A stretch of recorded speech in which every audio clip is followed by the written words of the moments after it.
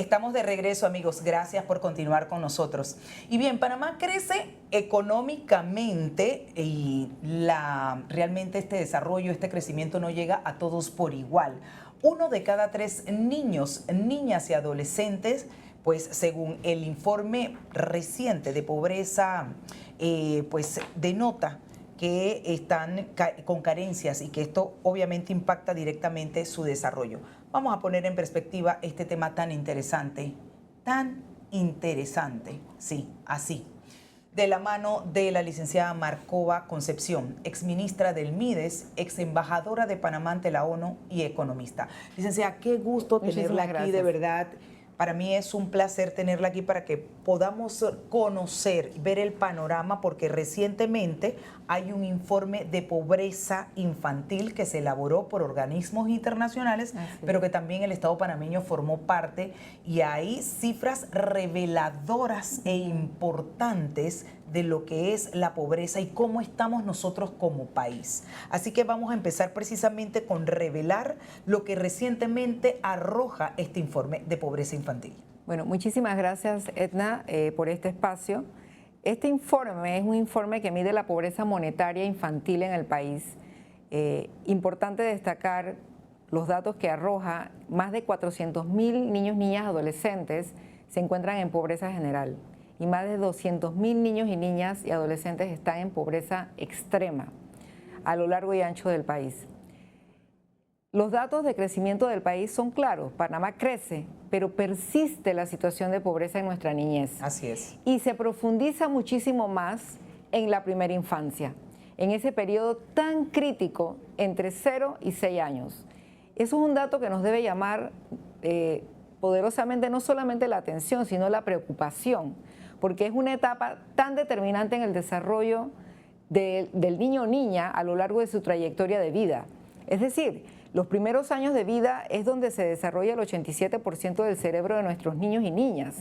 Por lo tanto, todo lo que se pierde allí por cuadros de desnutrición crónica, por bajo acceso a servicios de salud, por desnutrición, como lo mencioné, pero más allá de eso es la calidad también de la alimentación, porque tú puedes decir que el niño está comiendo, pero no se está nutriendo. Es correcto. ¿Ya? Entonces, hay un conjunto de factores en esa etapa tan importante. También, por ejemplo, el acceso a servicios de salud, de desarrollo infantil temprano, por ejemplo, que determina la evolución de este niño en edad adulta. Hay un estudio, hay propuestas, por ejemplo, de un economista que se llama Jack Heckman, Premio Nobel de Economía, donde se analizó que en esa etapa donde tú haces una inversión pública a través de los presupuestos de los gobiernos, tú tienes mayor retorno posteriormente cuando ese niño o esa niña crece. Eso es un dato importante del estudio. Otro dato que creo que hay que resaltar y que no es nuevo, Edna. Yo creo que el estudio nos debe llamar también la atención de que lo que estamos viendo aquí no es algo nuevo. Exacto. ¿Ya? Sí. Los números están persistiendo y lo que estamos observando es que no hay una reducción consona con la magnitud del problema en el país, por un lado. Por el otro, hay algo que me gustaría destacar con relación, y aquí lo traigo un resumen que está, y como son datos, quiero mencionar algunas cosas concretas. En el tema de cómo a nivel nacional, a nivel de los distritos y a nivel de los corregimientos, hay una diferenciación muy marcada dónde está concentrada la pobreza. O sea, hoy día en Panamá conocemos dónde está la pobreza. Está en las áreas rurales, en las áreas de mayor, de difícil acceso, y está también en las áreas comarcales. Pero también lo encontramos en aquellos grupos de población y de etnias, es decir, la población indígena, los afrodescendientes, ¿sí? La etnicidad tiene un impacto importante en los niveles de pobreza que estamos viendo en nuestra niñez. Mencionaba el tema del territorio porque las políticas públicas o los programas que más de 20 años y muchísimo más se han implementado en el país, yo quiero decir aquí objetivamente y con la evidencia científica, sí han contribuido a reducir pobreza. Sin embargo, y lo he mencionado ya, la dinámica de crecimiento de esta población en situación de pobreza, desde mi perspectiva técnica, va superando los niveles de respuesta y de cobertura que se han tenido en los últimos años con relación a la dimensión del problema. Claro. ¿Ya? Entonces, Por ejemplo, en Santiago, un ejemplo que tomes la provincia a nivel de el distrito de la provincia de Veraguas, Santiago. No es lo mismo la pobreza que está en Santa Fe de Veraguas como la que está en Cabecera. Claro, eso sí. Puede hasta triplicar la pobreza. Situaciones distintas. Totalmente. Entonces, ahí hay algo muy claro en lo que tienes que focalizar de manera distinta las intervenciones. No puedes aplicar a nivel nacional los mismos programas, las mismas coberturas y las mismas respuestas dentro del territorio nacional. Obviamente, hay otros componentes que creo que es importante mencionar y el estudio lo dice, y todos los estudios que nosotros tenemos en el país, mira, hay experiencia y conocimiento acumulado, que es algo preocupante, porque que nosotros hoy volvamos a retornar nuevamente a ver números, a decir que la pobreza está en las áreas rurales e indígenas, a decir que la población afrodescendiente en nuestra niñez también tiene un impacto. O sea, esto persiste. Entonces la pregunta es, ¿qué estamos dejando de hacer o qué necesitamos hacer para poder agilizar o poder ver mejores resultados en la reducción? Porque lo que buscamos es eso. Es que hacia allá iba, licenciada. ¿Cómo se explica que en un país que crece económicamente persistan todavía estas brechas, que hablemos de casi 500.000 de niños, niñas y adolescentes que viven en pobreza y pobreza extrema? Y me encantó lo que usted dice, que es ciertamente los programas, las atenciones y las intervenciones quizás se van quedando cortas en comparación de cómo va evolucionando la situación, sin duda alguna. Así es. Pero me pregunto yo, ¿tenemos que esperar siempre que se haga un informe, una evaluación profunda del problema cuando sabemos que está, en lugar de ir precisamente a la vanguardia y en avanzada, porque sabemos que eso va a ocurrir? Por múltiples factores, porque hablamos que esto de la pobreza es multifactorial. Así es. Entonces, si conocemos todo eso, yo siempre me he preguntado, caramba, pero ¿qué estamos haciendo? ¿Dónde estamos fallando? ¿Cómo estamos distribuyendo las riquezas? Así es. ¿Cómo estamos dirigiendo esos programas precisamente para que se mitigue? Quizás no se va a acabar, pero se mitiga esos números que realmente son alarmantes, licenciada. Por supuesto que son alarmantes, y yo creo que también ese sufrimiento, porque al final la situación de pobreza en nuestra niñez se traduce en sufrimiento, en ausencia de oportunidades, pero sobre todo en ausencia en que no estamos garantizando sus derechos básicos. Ya los derechos básicos a la vida. Salud. Edna, los derechos básicos a la vida, a alimentarse, a tener un plato de comida. Entonces, pienso que el componente de empleo productivo, la parte productiva de estos hogares, hay que revisarlo. No se trata solamente de tener o contar con un sistema de protección social con las transferencias monetarias condicionadas, que desde mi perspectiva son importantes porque tienen también una corresponsabilidad. Mientras que ese niño o ese hogar recibe esa transferencia monetaria condicionada, tiene una corresponsabilidad del hogar de mantener al niño en la escuela, de mantener al niño vacunado. Claro. Es decir, de que haya una responsabilidad también del hogar, de la familia, de los tutores, cuidadores, de que ese niño reciba los servicios básicos para su sobrevivencia. Ahora, mencionaba el tema del empleo. Obviamente, los empleos precarios, los empleos estacionales en las áreas comarcales, estacionales por el tema productivo, por ejemplo, en el sector agrícola, ¿ya? O el café. Entonces, el café, etcétera. Entonces, yo creo que hay que comenzar a girar la dirección del curso de los tipos de empleos que se están generando en estas áreas. Pienso yo que sería importante o interesante explorar posibilidades como el desarrollo del ecoturismo, o sea, del turismo sostenible en estas áreas, que son áreas muy, muy hermosas y que tienen la potencialidad de poder incorporarse al desarrollo nacional a través de ese sector tan importante como lo es el turismo, por ejemplo. Y hay algunas experiencias, pero creo que eso es algo que se tiene que fortalecer y generar mayor inversión pública hacia eso.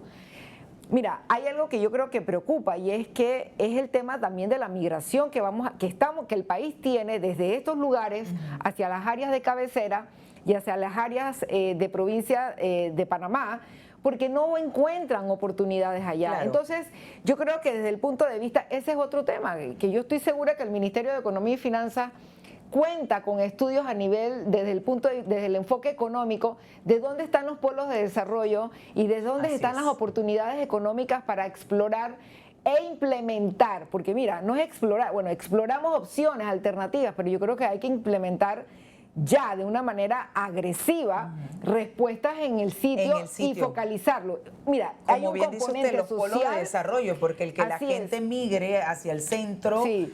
realmente no es la solución. Hay un componente social, pero creo que el componente económico se nos está quedando atrás, por un lado, y creo también que la cobertura del sistema de protección social también amerita una revisión desde el punto de vista de focalizar donde hay mayor cantidad de niños y niñas en primera infancia. Y las políticas públicas, Por supuesto. porque me pongo a pensar, o sea, ¿será que las políticas públicas ya estamos Mira, en el momento de revisarlas? Yo tengo que decir algo muy concreto. En el periodo pasado se sentaron las bases de una política para atender la pobreza multidimensional en este país. Correcto. Hoy día este país cuenta con dos normativas importantes. La Ley 171, que aborda todo el tema de la protección a la primera infancia y desarrollo infantil temprano. Correcto. Y dos, la Ley 285, que aborda el tema del sistema de protección integral de nuestra niñez en Panamá, una deuda que teníamos como país. Así es. Y eso quedó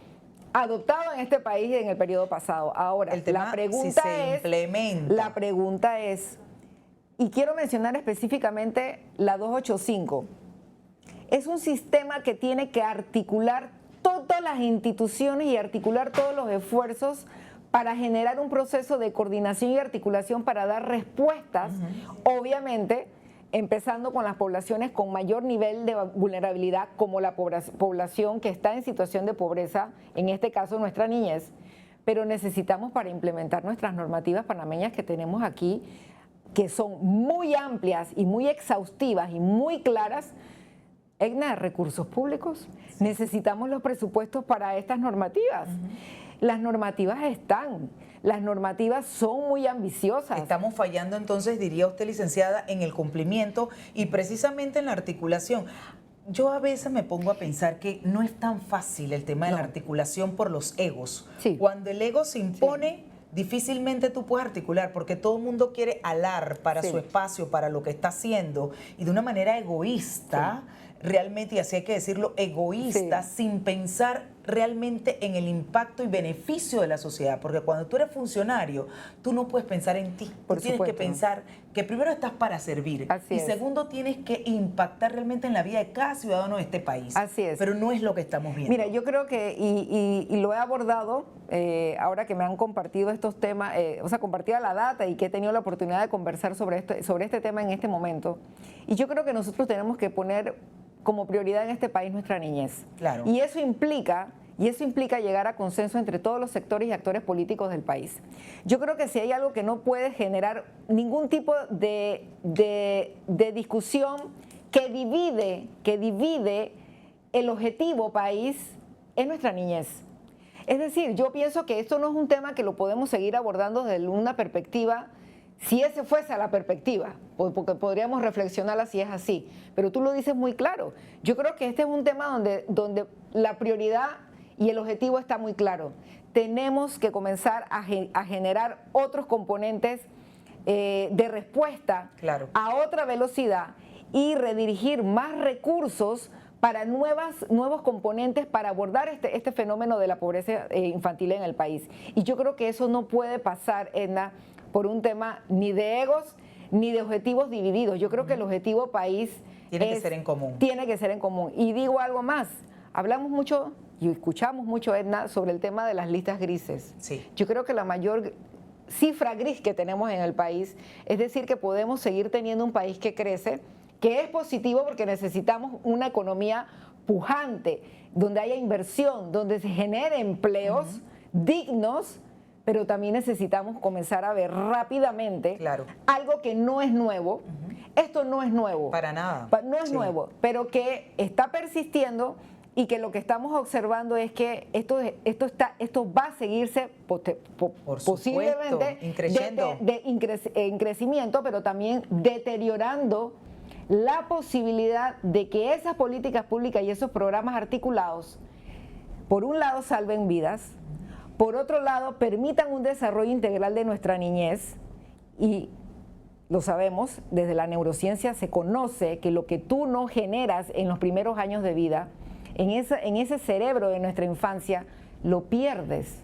Y ahí me quiero detener porque usted ha insistido en múltiples ocasiones que interviene en esta conversación en que la primera infancia es la más afectada. Quiero que explique por qué, pero además reiterar, licenciada, porque a mí estos datos sí que me asustan. Sí. Usted sabe lo que es un 80% de los niños, niñas y adolescentes que viven en estado de pobreza. En las áreas comarcales. En las áreas comarcales. Exacto.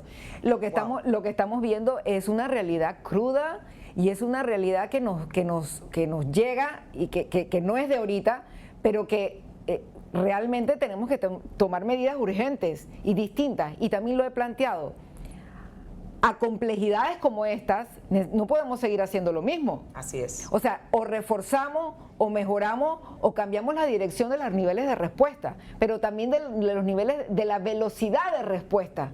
Y eso implica, mira, yo pensaría que esto hay que declarar urgencia nacional. Por supuesto. Esto es un tema de urgencia nacional. Por supuesto. Y regresando a la pregunta que me haces, ¿por qué enfatizo tanto en el tema de la primera infancia?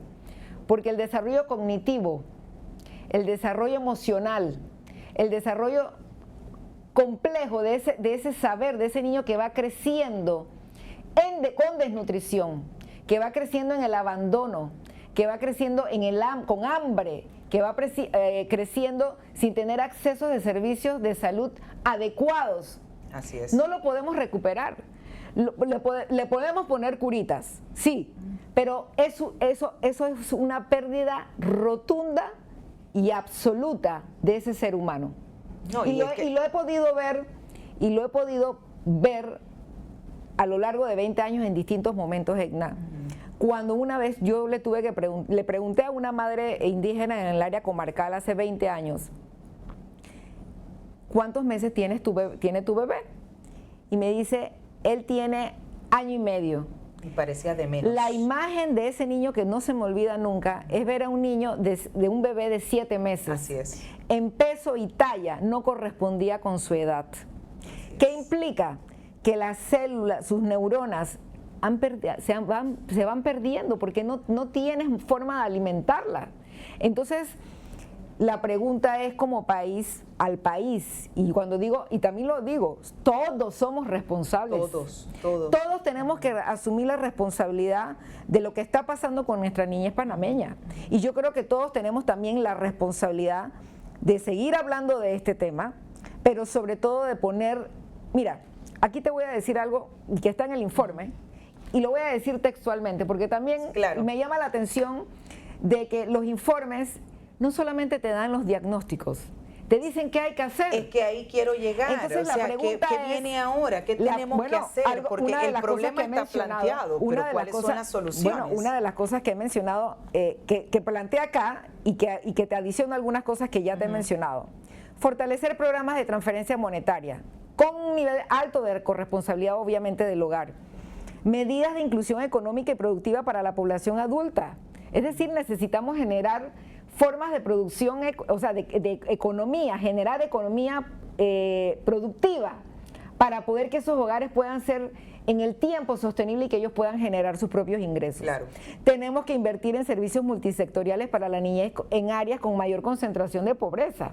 Es decir, tenemos que focalizar los servicios donde más necesidad hay. Y tenemos que expandir servicios de desarrollo infantil temprano. Y te digo algo, todo eso de una u otra forma se ha hecho en los últimos 20 años. Pero yo sí te puedo decir que necesitamos aumentar la cobertura de esto. De expansión de servicios de desarrollo infantil temprano necesitamos aumentar la cobertura. ¿Y qué necesitamos para poder aumentar la cobertura? Presupuesto público. Claro. Entonces es un tema también que esto cruza voluntad política.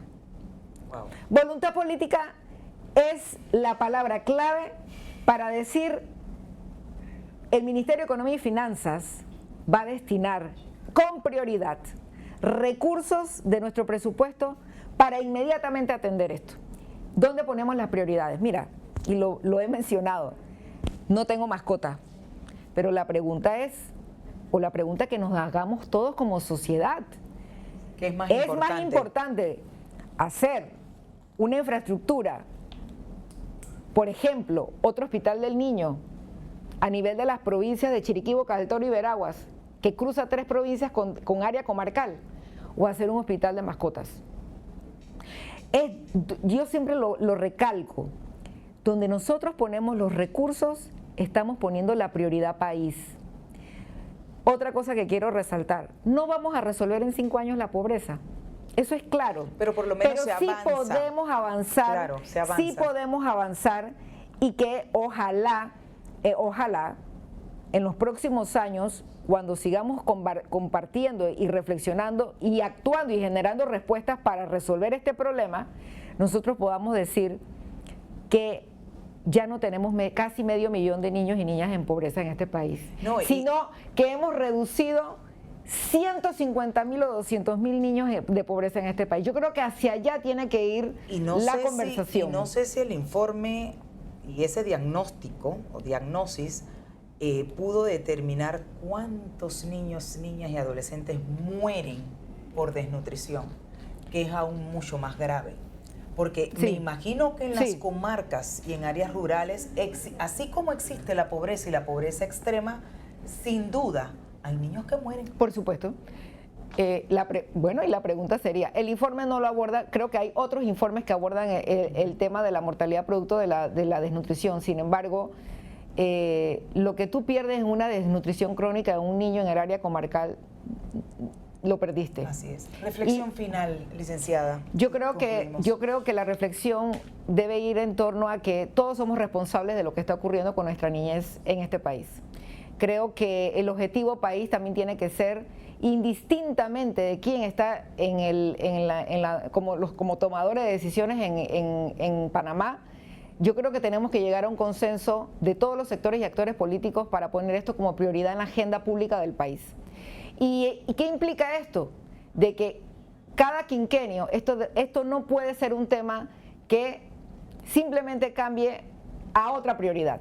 Esto es una prioridad país y que no puede ser tocado para mover recursos para otro tipo de proyectos o atenciones. Yo creo que los números están claros, creo que las potenciales soluciones están evidenciadas en todos los informes y yo creo que lo que queda es comenzar a agilizar y que sumemos esfuerzos. Esfuerzo. Las universidades, las propias instituciones públicas que tienen su mandato y su responsabilidad, la ciudadanía, las organizaciones no gubernamentales, pongamos en el debate, ya esto está en el debate público. Como tema prioritario. Como tema prioritario, pero sobre todo con respuestas prioritarias. Así es, porque no hay que inventar la rueda. Quiero agradecerle a la licenciada Marcova Concepción Jaramillo, exministra del Ministerio de Desarrollo Social, ex embajadora de Panamá ante la ONU y economista, por estas reflexiones y poner en perspectiva un tema país que ojalá, como bien usted anota, se le ponga urgentemente prioridad. Vamos a un cambio. Al volver tenemos más que compartir. No le cambie.